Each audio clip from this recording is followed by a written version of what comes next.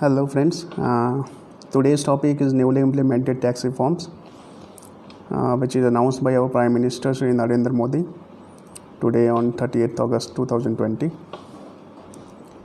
First I would like to take you to the background of this reform. As you all know that our tax system is one of the complexest tax system in the world. General public do not know much about the provisions of the Income Tax Act and their consequences, and they have to approach the concerned assessing officer if their cases have been selected for scrutiny for any reasons. They do fear about the name of the Income Tax Department due to the complexity of the provision and the procedure related to taxes. So our Prime Minister has tried to mitigate the issues related to the income tax by announcing the platform for transparent taxation. This is basically related to income tax. Some of the key features of these reforms I will describe in brief one by one, and provisions under these reforms which have come into force with immediate effect. First and foremost feature is that the assessee need not visit income tax office for their scrutiny assessment, as the same will be selected and allocated randomly to any of the officers or offices throughout India. First, to understand what scrutiny assessment is.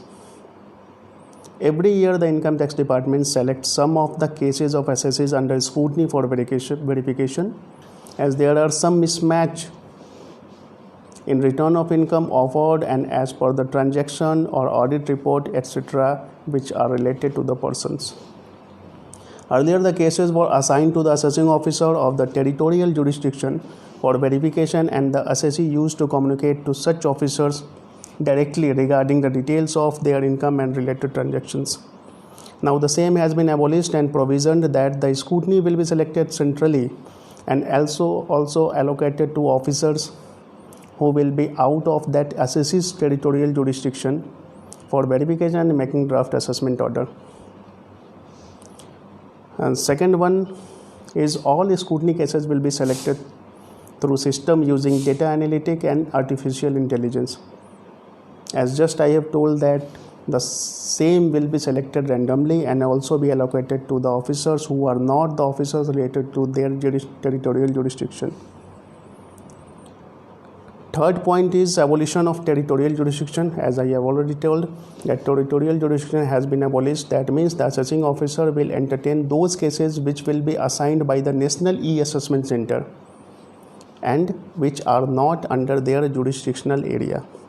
The jurisdiction has been removed by this reform. Fourth point is all scrutiny notices.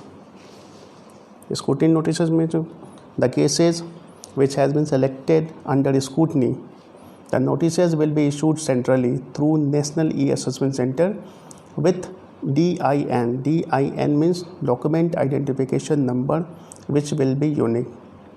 Whenever any case of any person will be selected for scrutiny, the notices in this regard will be issued centrally, that means by National E-Assessment Center, and after that the same will be assigned to the officers of regional E-Assessment Centers for verification and draft assessment order. Fifth point is the scrutiny cases will be verified in one city, then it will be reviewed in another city and finalized in third city. That means there will not be direct interface to any of the officer of Income Tax Department to any of the assessees whose cases are under scrutiny. All the mechanism will be online and without direct contact between assessee and assessing officer. The sixth point is field officer will not be able to conduct survey under section 133A.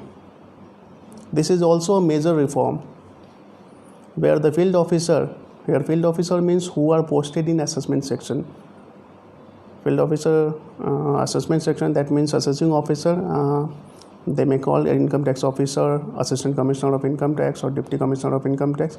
They will not be able to carry out survey under section 133A of the Income Tax Act. However, the powers of officers posted in investigation wing or TDS will carry out the survey if the approval is granted by the Director General of Income Tax Investigation in the case of investigation wing and principal CCIT or CCIT in the case of TDS. Another reform is related to appeals. The provisions of faceless appeals are also introduced. That means the SSC's appeal will also be finalized like the scrutiny assessment. That means faceless. This will be effective from 25th of September 2020. That means for appeal also the SSC would not need to visit Income Tax Appeal Office for filing of any kind of documents. The appeal will also be entertained and disposed like a scrutiny assessment. That means faceless and without direct contact between appeal officer and the SSC. But there are certain exceptions.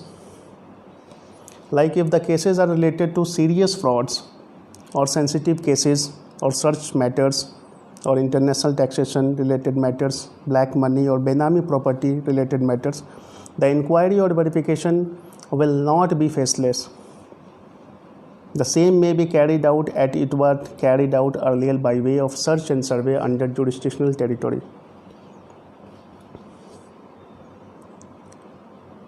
And the next, taxpayer charter. According to this reform, some rights have also been given to the taxpayer, but with certain duties and obligations. If the taxpayers are paying taxes honestly, then they need not to worry about all the proceedings of the income tax. All necessary guidance and taxpayer services will be provided by the department. All the matters will be observed as time-bound manner so that the honest and genuine taxpayers may not suffer. So this was the brief of the announcement for the transparent taxation. Thank you very much for watching, and in the case of any kind of query, you may drop your comment in the comment box. I will try to respond as early as possible. Thank you. Thanks a lot.